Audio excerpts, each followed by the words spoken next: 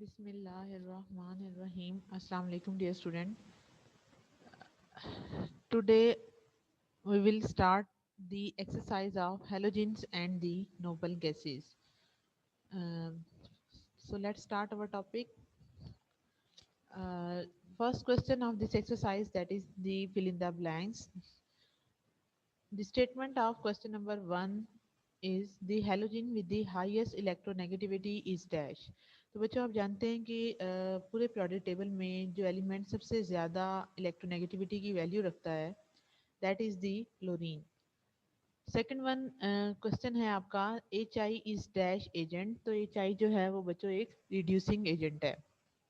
Number third है the only halogen acid which is not a strong acid. क्योंकि आप लोगों ने पूरा चैप्टर डिटेल में पढ़ा है तो आपको ये आइडिया है कि पूरे हेलोजन्स की सीरीज में जो एच एफ है वो वीकेस्ट एसिड है. क्योंकि आपने पढ़ा था कि ये जो है इसके अंदर हाइड्रोजन बॉन्डिंग होती है तो इसलिए आसानी से अपना एक पॉजिटिव आयन लूज नहीं करता. That's why it is a weakest acid.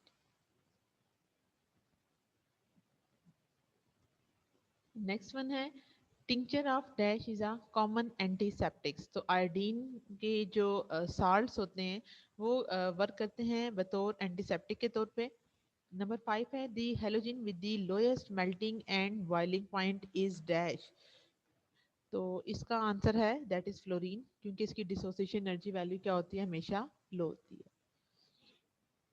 उसके बाद है जी ये आप लोगों ने पढ़ा तो नहीं है बट आप लोग इसको तैयार कर लीजिएगा कि bleaching powder is prepared from calcium hydroxide and Cl2.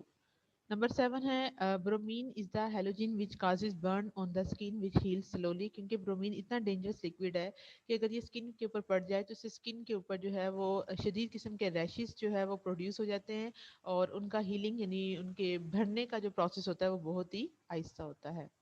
उसके बाद है कि dash is use for making unshrinkable wool. तो ऐसी रुई जो कि आसानी से सिकुड़े ना हो उसको बनाने के लिए ब्लीचिंग पाउडर को इस्तेमाल किया जाता है. A mixture of dash and dash is used for breathing by the sea divers. तो sea divers हमेशा हीलियम और ऑक्सीजन की कंपोजिशन को साथ लेकर जाते हैं. नंबर 10 है कि noble gas which is use to fill fluorescent tube is known as krypton.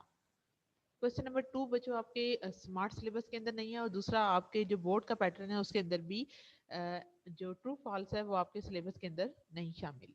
उसके बाद बच्चों इसमें एमसीक्यूज आते हैं. इसमें फर्स्ट वन है कि which one of the following halogen halide is the weakest acid in the solution. तो इसका राइट आंसर है that is H F. Second है कि क्लोरीन हेप्टाऑक्साइड किसके साथ रिएक्ट करता है, विद वाटर के साथ टू फॉर्म डैश. तो क्लोरीन हेप्टाऑक्साइड जब भी वाटर से रिएक्ट करता है तो बच्चों इससे पर क्लोरिक एसिड की प्रोडक्शन होती है. उसके बाद है नंबर थर्ड के hydrogen bond is the strongest bond between the molecules of dash. तो हाइड्रोजन बॉन्ड जो है वो स्ट्रॉन्गेस्ट जाहिर बात है एच एफ में है क्योंकि fluorine is the highest electronegative element in the प्रोडिक table. Next one है कि विच halogen will react spontaneously with gold. तो गोल्ड के साथ जो एलिमेंट रिएक्ट कर सकता है और गोल्ड का पॉजिटिव 3 आयन फॉर्म कर सकता है तो इनमें से सिर्फ और सिर्फ क्लोरीन के अंदर ये टेंडेंसी है कि ये जो है वो गोल्ड के साथ रिएक्ट कर सकता है. उसकी रीज़न ये है कि क्लोरीन और जो गोल्ड है ये आपस में मिलके गोल्ड का क्लोराइड ट्राई क्लोराइड जो है वो फॉर्म करता है. नेक्स्ट वन है the anhydride of HClO4 is that is Cl2O7. Number 6 है कि ब्लीचिंग पाउडर में be produce by passing chlorine over that is calcium carbonate, hydrated calcium sulphate, anhydrous calcium sulphate and calcium hydroxide. तो इसका right answer है that is calcium hydroxide.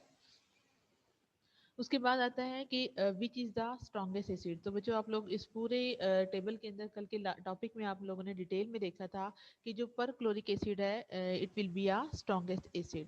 Next one है कि विच halogen occur naturally in a positive oxidation state. तो iodine जो है वो हमारे पास ऐसा हेलोजन होता है जो कि पॉजिटिव ऑक्सीडेशन स्टेट में यूज किया जाता है.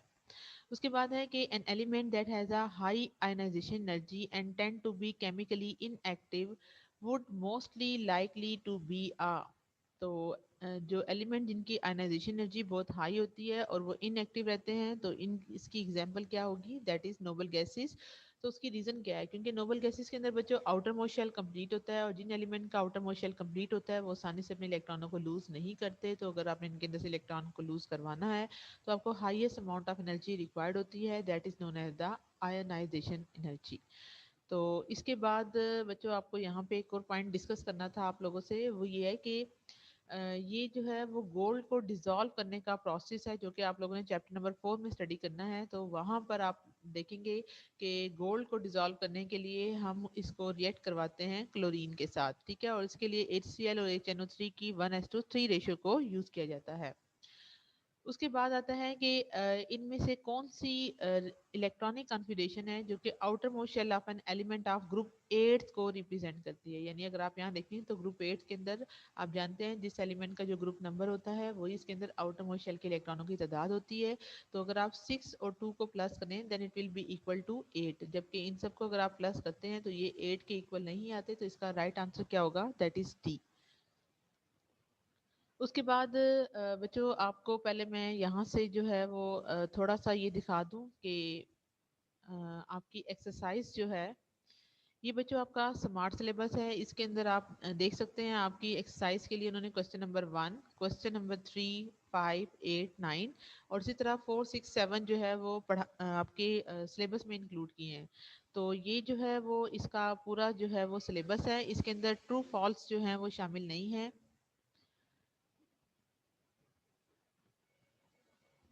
तो अगर आप इनके एमसीक्यूज को देखें तो ये जो आपके पास क्वेश्चन नंबर 4 है इसका, that is what is bleaching powder and how it is commercially prepared.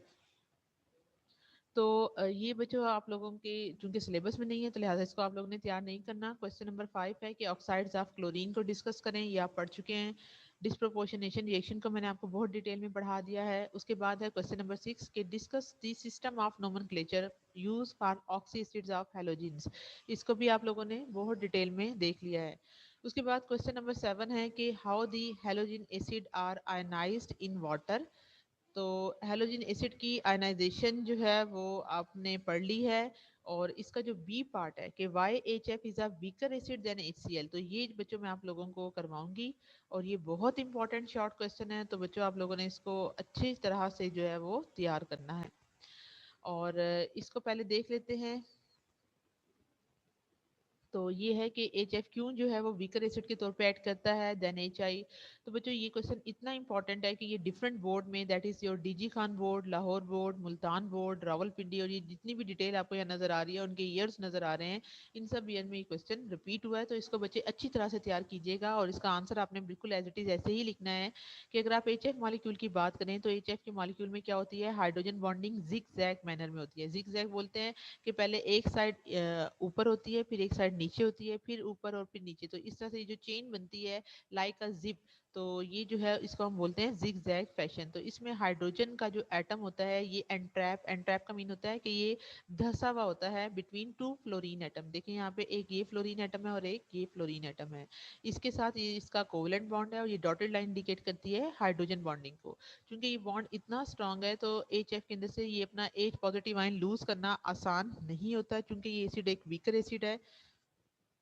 तो हम ये कहते हैं कि ये आसानी से अपना प्रोटॉन लूज नहीं करता, that's why it can act as a weaker acid. जबकि जो अगर आप दूसरे हेलोजन एसिड की बात करें लाइक HCl है, HBr है और HI है, तो इन सब के अंदर हाइड्रोजन बॉन्डिंग एब्सेंट होती है। तो ये जो है वो आसानी से प्रोटॉन लूज कर देते हैं और इसी वजह से वो रिमेनिंग एसिड आपके स्ट्रॉन्गर एसिड बन जाते हैं एज कम्पेयर टू HF। ठीक है, तो अब जो है वो मैं आपको आगे क्वेश्चन जो है वो इसके आगे दिखाती हूँ कि ये हमने देख लिया। इसके बाद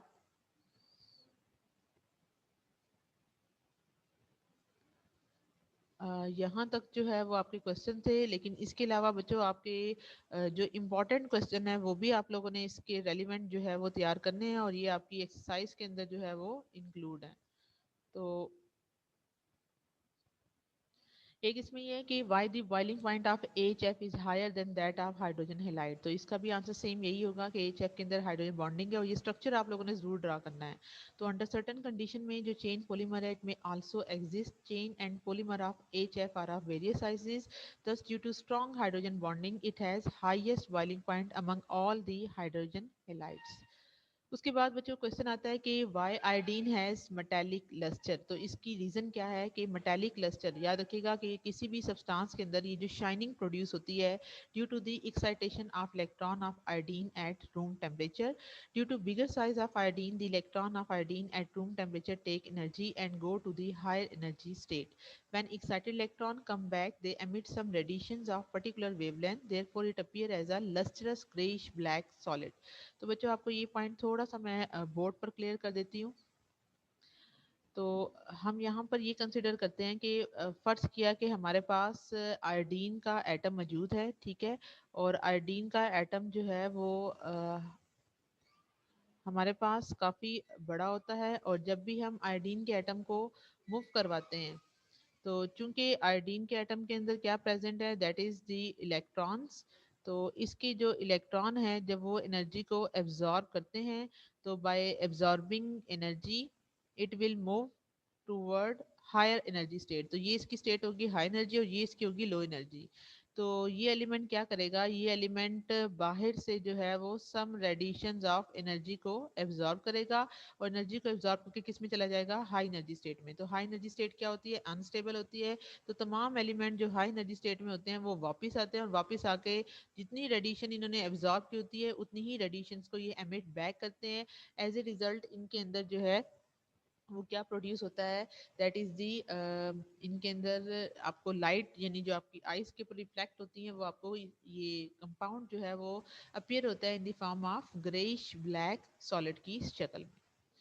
इसके बाद नेक्स्ट क्वेश्चन आता है कि why fluorine is a gas while iodine is a solid. तो बच्चों ये भी एक इंपॉर्टेंट क्वेश्चन है। तो यहाँ भी आपने यही डिस्कस करना है कि फ्लोरीन पीरियोडिक टेबल का जो है वो टॉप मेंबर है, और जबकि आप ग्रुप में डाउन द ग्रुप आते हैं तो साइज जो है वो इंक्रीज होता है। तो अटोमिक साइज इंक्रीज होने से तो क्या होता है कि इनके अंदर फोर्सेज ऑफ अट्रैक्शन यहाँ पे किस पे डिपेंड करती है, वंडरवॉल्स फोर्सेज पे, जिसको हम पोलराइजेबिलिटी का जो फिनोमिना होता है वो इनमें आसान हो जाता है। क्योंकि पोलराइजेबिलिटी आपको लास्ट टाइम बताया था, ये डायरेक्टली प्रोपोर्शनल होती है एटम के साइज पर। तो किसी एलिमेंट का अगर साइज मैक्सिमम है तो उसमें पोलराइजेबिलिटी मैक्सिमम है, और पोलराइजेबिलिटी आगे से डायरेक्टली प्रोपोर्शनल होती है लंडन डिस्पर्शन फोर्सेज के। तो लंडन डिस्पर्शन फोर्सेज जो है वो वंडरवॉल फोर्सेज की ही टाइप है। तो इसलिए हम इनको कहते हैं कि इन मॉलिक्यूल में जब फोर्सेज स्ट्रांग होती हैं तो एज रिजल्ट फ्लोरीन जो है वो एक स्मॉल साइज का है, उसमें पोलराइजेबिलिटी ज़्यादा नहीं है, तो उसके अंदर फोर्सेज भी स्ट्रांगर नहीं होंगी। यही वजह है कि फ्लोरीन आपकी गैशियस स्टेट में होती है while iodine is in a solid state. तो ये क्वेश्चन आपको मैंने बता दिया था। अब एच आई जो है वो स्ट्रॉन्गर एसिड है देन अदर हेलोजन एसिड। तो इसका ऑर्डर जो है वो हम ट्रेंड फॉलो करते हैं डिसोसिएशन एनर्जी का, कि जो बॉन्ड डिसोसिएशन एनर्जी है it will be decrease with the increase in the size of the halogen atom. So H I is dissociated more and H F is dissociated least, that's why H I is a stronger acid than other halogen acid. उसके बाद बच्चों ये फ्रीऑन्स और Teflon, वैसे syllabus में तो आपके नहीं शामिल था, लेकिन आप इसको देख लीजिएगा कि ये जो है वो हमारे पास पॉलीमर होता है डाइक्लोरो मीथेन का। यानी इसे हम टेफ्लॉन की जो कोटिंग होती है, ये जो नॉन स्टिक के कुकिंग पैन होते हैं इनके ऊपर हम यूज़ करते हैं। और ये आपको बताया था कि एच एफ जैसे लिक्विड को स्टोर करने के लिए हम टेफ्लॉन के जो कंटेनर होते हैं उनको यूटिलाइज करते हैं। इसके अलावा ये गैसेज यूज़ की जाती हैं रेफ्रिजरेटर में और एरोसोल प्रोपिलेंट में, और Teflon is a polymer of tetrafluoroethene. तो बच्चों आज का टॉपिक हमारा यहीं तक था। आज के टॉपिक के हवाले से आपके माइंड में कोई क्वेश्चन हो तो मोस्ट वेलकम, आप लोग पूछ सकते हैं। Okay student, take care and अल्लाह हाफिज।